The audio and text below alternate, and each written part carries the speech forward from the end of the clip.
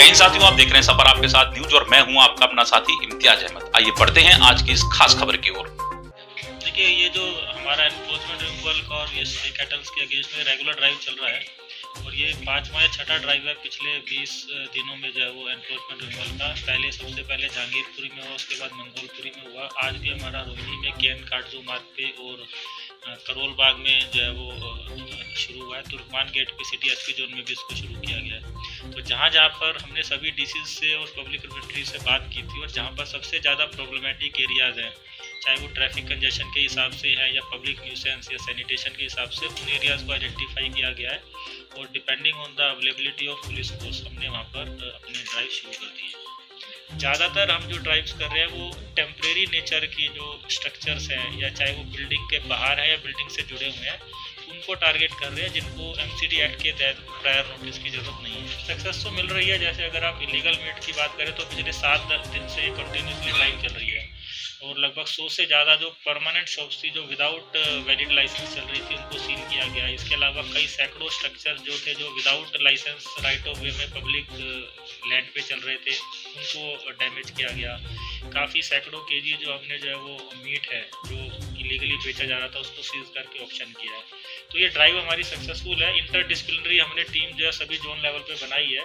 तो कोई भी ड्राइव होती है तो उसमें डिपेंडिंग ऑन कि कितना अवेलेबल स्टाफ और कितनी पुलिस फोर्स अवेलेबल है, हम 1 बाय 1 करके करते हैं। तो ऐसा ज़रूरी नहीं है कि सभी 6 जोनों में एक ही दिन एनफोर्समेंट चल रहा है। कुछ जोनों में जो है उस दिन स्टे कैटल के ऊपर कार्रवाई होती है, किसी में एनफोर्समेंट के ऊपर और कहीं पर इलीगल मीट। ये हमने जैसे फरवरी तक की सभी को सैलरी दे दी है, केवल पेंशन फरवरी की बाकी है। मार्च की सैलरी हमने सभी सफाई कर्मचारी बंधुओं को दे दी है और अभी हमारा जो फर्स्ट इंस्टॉलमेंट पीटी और जीआईए का और ट्रांसफ़र ड्यूटी जो है वो दिल्ली गवर्नमेंट से आना बाकी है। होपफुली जो है वो अगले 2-4-5 दिन में ही आ जाना चाहिए। जैसे ही आएगा हम अपडेटेड सैलरी और पेंशन दे देंगे। तो पहली कोशिश तो ये हो रही है कि हमने अपने ही सभी जो ये एमटीआईज और वेटनरी डिपार्टमेंट को बोला है कि जो डेयरी ओनर्स है उनके साथ में बात करें कि उनको खुला ना छोड़े, क्योंकि अल्टीमेटली ये जो कैट एंड रेट गेम है ये कितने दिन चलेगा। तो अगर उनको हिदायत ये दी जा रही है, एडवाइजरी इशू कर रही है कि इस तरह से ना करें, इससे ट्रैफिक कंजेशन भी है। सड़क पे जब वो कावडंग आता है तो उससे जो है वो अनहाइजीनिक कंडीशन भी होती है, सब लोग परेशान होते हैं। पर जहाँ पर हमें लगता है कि बड़ी न्यूसेंस है और डेयरी ओनर जो है वो they are not giving heed, तो उन केसेस में हम ड्राइव कर रहे हैं और ये कंटिन्यूस ड्राइव हमारी जारी रहेगी। मोमेंटम एक बना हुआ है, चाहे वो स्ट्रे कैटल का है, इलीगल मीट्स का है या एनफोर्समेंट का है। तो हमें जब तक पुलिस फोर्स मिलती रहेगी, हमारा जो स्टाफ है मुस्तैद है। हमने सभी के लिए तीनों इश्यूज़ पर जो है वो टीम्स बना के गठित कर दी है और जैसे जैसे जो है वो इश्यूज आते रहेंगे और प्रायोरिटीज हमारी फिक्स होती रहेगी, हम ये कार्रवाइयाँ करते रहेंगे। सर, डिमोलिशन ड्राइव जो है किन किन इलाकों में कमिंग डेज में होगी? डेली बेसिस पे हो रही है हमारी। पर्टिकुलर किसी कुछ एरियो में? हाँ, मतलब अलग अलग एरिया जैसे सभी 6 जोन में जो है सभी डिसीज को हमने बोला है कि जो उनकी टॉप 10 प्रायोरिटीज़ हैं, जहाँ पे सबसे ज़्यादा न्यूसेंस है, उनको आइडेंटिफाई करें और सभी जगह पे जहाँ जहाँ पे हमें पुलिस की रिक्विजिशन होती रहेगी वहाँ पे हम ये ड्राइव्स करते हैं। वही आप देखेंगे तो पिछले अगर आप 5 साल में ही देखेंगे तो MCD must have done thousands of such drives. तो कोई कैटल के अगेंस्ट ड्राइव या एनक्रोचमेंट के लिए, इलीगल कंस्ट्रक्शन के लिए इस तरह की कोई नई ड्राइव्स तो ये नहीं है।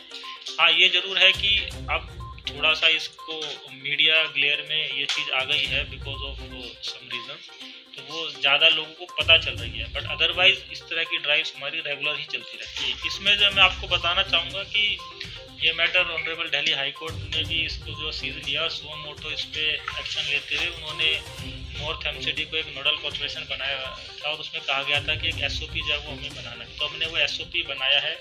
हमने तीनों कॉर्पोरेशन पे लगभग 200 से भी ज़्यादा हॉटस्पॉट्स जहाँ पे पिछले 3 साल में सबसे ज़्यादा ब्रीडिंग एक्टिविटीज़ और डेंगू केसेस आए थे उनको आइडेंटिफाई किया है। सभी हॉटस्पॉट्स के लिए जो है सेपरेट नोडल ऑफिसर्स बनाए गए हैं जिनकी व्यक्तिगत जिम्मेदारी बनाई गई है कि अगर इस तरह का केसेस आगे भी आए तो उनके ऊपर जो एक्शन होगा और उसकी रेगुलर मॉनिटरिंग की जा रही है। और अभी तक 1 जनवरी से अगर आप बात करें नॉर्थ एमसीडी की भी, तो कई ऑलमोस्ट सभी घरों में मल्टीपल विजिट्स हो गई है, जिसमें हमने जो हमारी एक्सरसाइज होती है फीकल स्प्रे की या टेमी उसके जो ग्रेन्यूल्स है वो सब हम स्प्रेड कर रहे हैं। हम कोशिश करेंगे, पूरा मुस्तैद है। लगभग 2400 के आसपास हमारे डीपीसी और फील्ड वर्कर्स है।